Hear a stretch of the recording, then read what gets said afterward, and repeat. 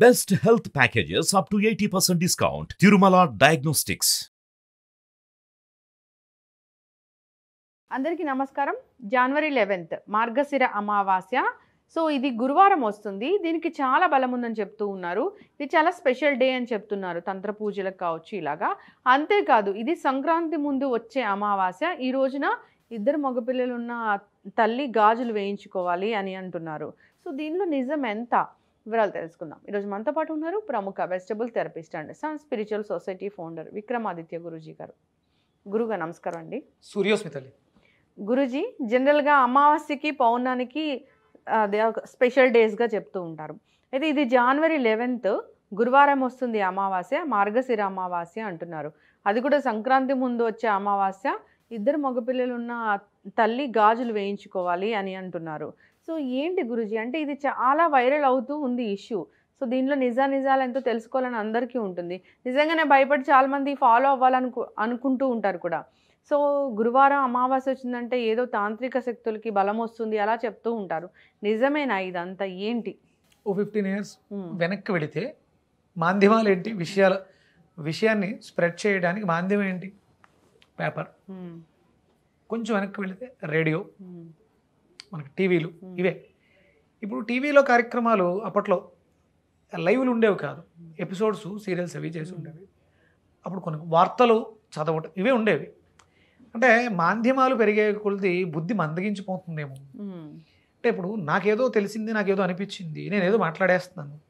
ఏంటమ్మా అంటే ఇద్దరు పిల్లలు ఉన్న తల్లి గాజులు వేయాలి లేకపోతే వేయించుకోవాలి, ఏంటిది? ఇంతకు ముందు ఉందా? ఎప్పుడైనా విన్నారా? లేదు.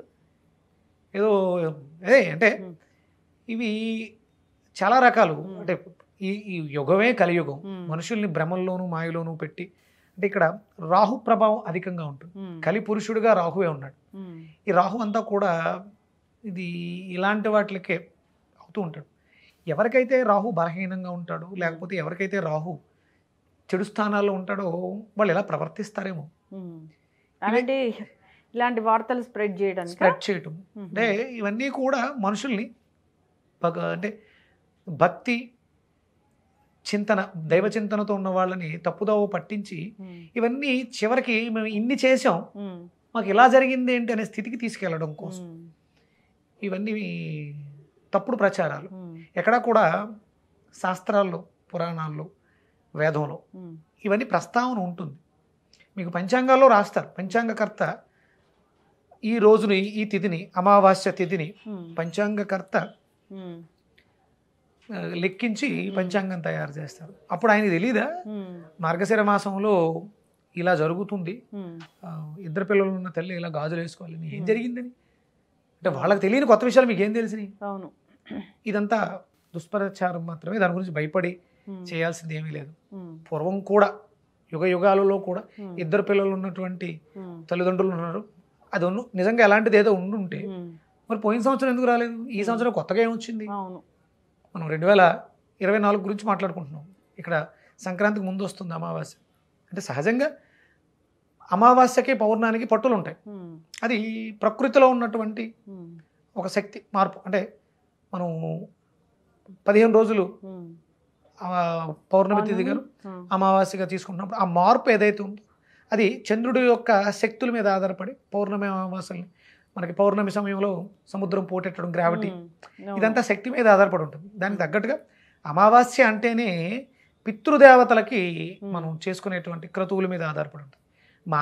మార్గశిర మనం ధనుర్మాసం పూర్తయి మకర సంక్రమణం జరుగుతుంది, సంక్రాంతిలోకి ప్రవేశిస్తున్నాం. సంక్రాంతి అంటేనే పెద్దలకి, పెద్దవాళ్ళకి, మనం అందరికీ కూడా గౌరవించి బట్టలు పెట్టుకోవటం, ఆచార సాంప్రదాయాల్లో భాగం చేయటం, ప్రకృతిలో అంతా కూడా ప్రకృతి నుంచి వచ్చినటువంటి సంపదను తీసుకుని సంపన్నులు లేని వాళ్ళకి దానం చేయడం.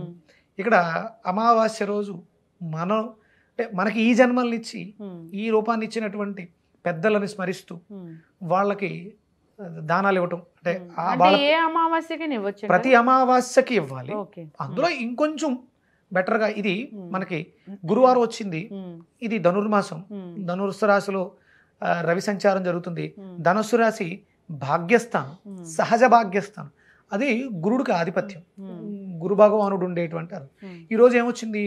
గురువారం వచ్చింది, ఉమ్, నక్షత్రం కూడా పూర్వాషాఢ నక్షత్రం వచ్చింది. ఉమ్, గురువారం రావడం, పూర్వాషాఢ నక్షత్రం రావడం, అంటే పూర్వాషాఢ నక్షత్రాధిపతి శుక్రుడు. ఉమ్, ఇక్కడ మనం ఏదైతే దానం చేస్తామో ఉమ్, ఇది అది మనకి అంటే భాగ్యస్థానం, ఉమ్, పూర్వపుణ్యస్థానం.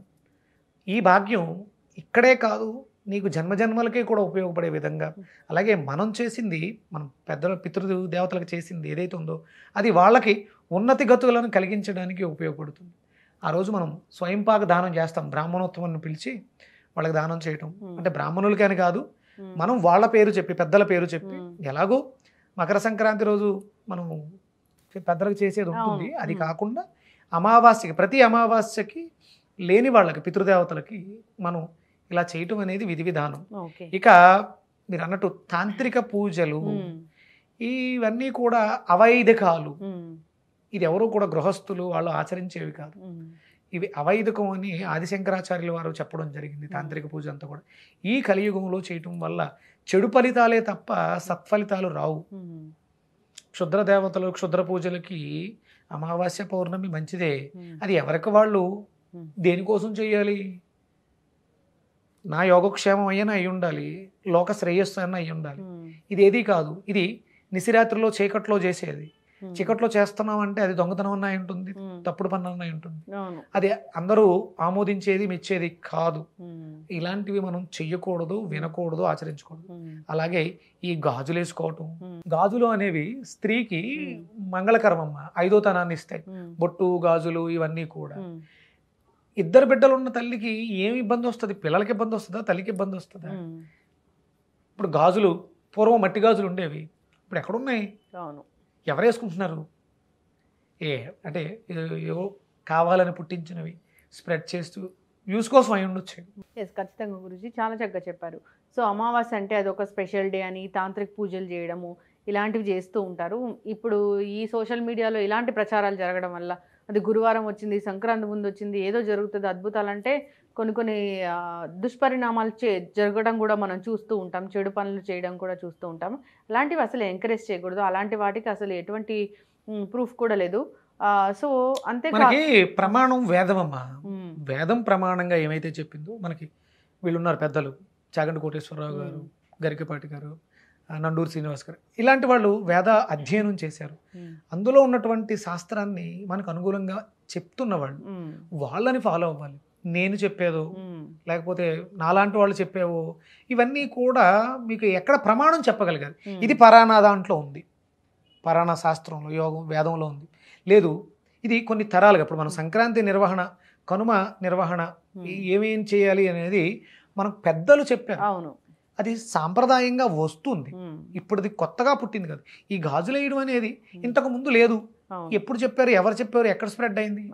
ఇప్పుడు నా చేతిలో ఒక మంచి కాస్ట్లీ సెల్ ఫోన్ ఉంటే వీడియో తీసి పెట్టేస్తే వెళ్ళిపోతుంది.